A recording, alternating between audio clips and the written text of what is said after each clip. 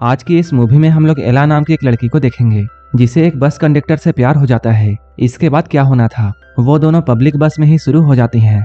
एला एक काफी अमीर लड़की थी, लेकिन वो बस कंडक्टर की दीवानी थी और वो हमेशा उसके साथ घपाघप करना चाहती थी। इसके बाद इन दोनों के बीच में क्या हुआ हम लोग इस वीडियो में आगे जानेंगे। तो चलिए इस मूवी को शुरू करते हैं। कहानी की शुरुआत में हम लोग एक ऑडिटोरियम में स्कूल के कुछ बच्चों को रिहर्सल करते हुए देखते हैं। वहीं स्टेज के बैक में एरोल्ड अपनी दोस्त एला के साथ घपाघप करने में बिजी था और वो एला के झील में डुबकी लगा रहा था। एला भी उसके छोटे चेतन की सवारी कर रही होती है, लेकिन तभी एरोल्ड की गर्लफ्रेंड यहाँ आ जाती है जिसका नाम जेना था। जेना इन दोनों के कार्यक्रम को देखकर इन पर बहुत गुस्सा होती है। एरोल्ड अपने छोटे चेतन को संभालते हुए जेना के पीछे चले जाता है। ये सब देखकर एला का मूड बहुत खराब हो जाता है। वो एरोल्ड को रोकना तो चाहती थी, लेकिन तब तक वो जा चुका था। एला की यहाँ सारे स्टूडेंट के सामने बहुत बेइज्जती होती है क्योंकि वो एरोल्ड के पीछे पीछे यहाँ तक आ गई थी। ये तो था एला का स्कूल लाइफ।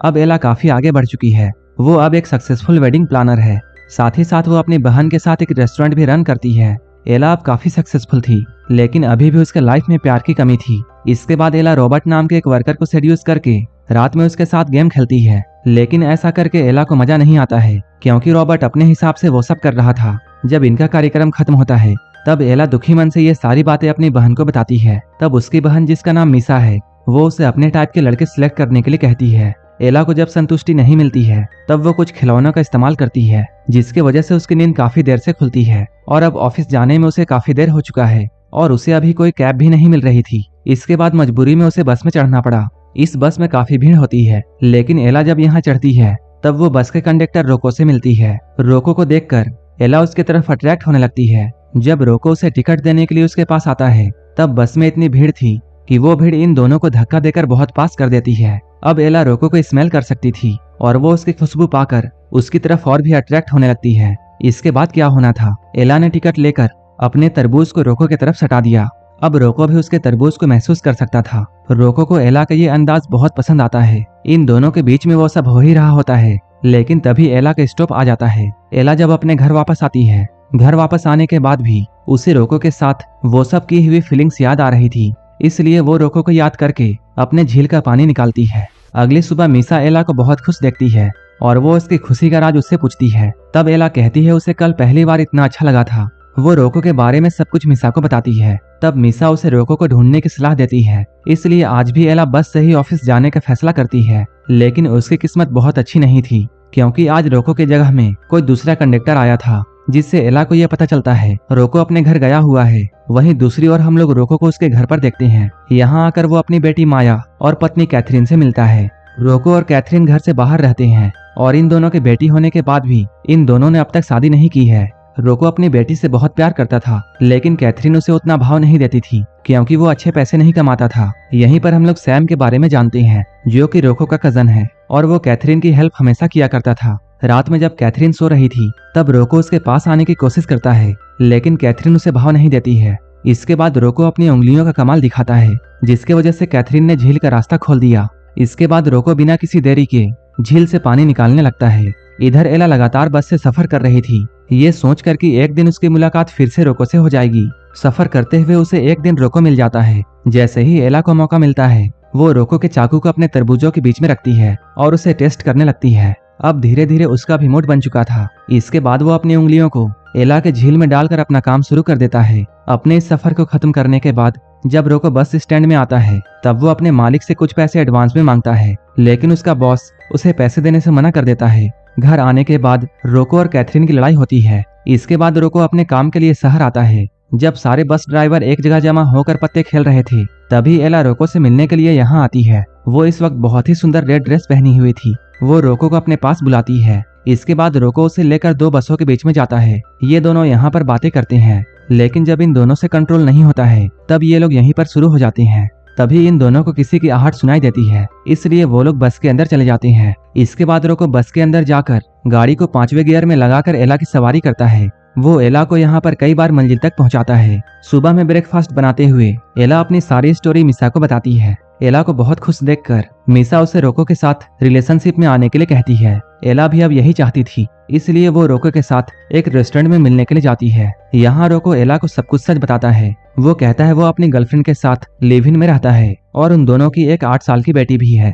ये सुनकर एला काफी शॉक थी। रोको अब ये सब खत्म करना चाहता था, इसलिए वो इन सभी रिलेशन को तोड़कर यहाँ से जाने लगता है। लेकिन एला उसका पीछा करती है और एक खाली सड़क में कोने में जाकर उसके साथ चिपक जाती है। रोको भी अपने छोटे चेतन के लिए जगह बनाता है और वो एला की झील में एक बार फिर से डुबकी लगाता है। रोको के इस परफॉर्मेंस के बाद एला बहुत खुश थी, इसलिए रोको अब एला के साथ उसके घर पर शिफ्ट हो जाता है। एला जब ऑफिस से घर आती है तब रोको उसके लिए चिकन सूप बनाकर रखता है और वो अपने हाथों से उसे खिलाता है। खाना खाने के बाद रोको अपने जबान का इस्तेमाल करते हुए एला को सेड्यूस करता है। कुछ देर के बाद ये लोग लॉन्ग ड्राइव पर जाते हैं। बीच रास्ते में ही एला का मूड बन जाता है। इसके बाद उसने रोको की उंगलियों को पकड़कर अपनी झील में डुबकी लगवा दिया। कुछ देर के बाद ये लोग घर आते हैं। रोको यहाँ पर फिर से एला की सवारी करता है। एला अब रोको के साथ बहुत खुश थी, इसलिए वो रोको को एक महंगी घड़ी गिफ्ट करती है। इस गिफ्ट को देते हुए वो रोको से ये बोलती है वो हमेशा के लिए उसके साथ रह सकता है। अगर वो उसके साथ रहता है तब वो उसे पैसे भी देगी। लेकिन रोको यहाँ पैसे लेने से साफ साफ इनकार कर देता है।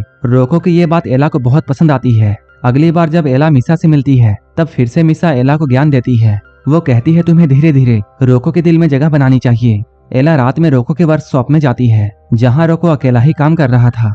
यहाँ वो रोको को ये बताती है उसे आज तक लाइफ में कभी भी एक अच्छा पार्टनर नहीं मिला है। सारे लोग उसे छोड़कर चले गए जबकि उसने अपना सब कुछ उन्हें दिया था। ये सारी बातें सच थी, इसलिए एला ये सब कहते हुए थोड़ी इमोशनल हो जाती है। रोको उसे कंफर्ट करने के लिए उसके करीब जाता है। इसके बाद रोको अपना हंटर निकालकर फिर से कमाल करता है। हर बार की तरह इस बार भी एला बहुत खुश होती है। यहीं पर एला रोको के साथ दूसरे शहर घूमने का प्लान करती है। साथ ही साथ वो उसे अपने घर की कीज भी देती है। अगले दिन रोको कैथरीन से मिलने के लिए उसके घर पर जाता है।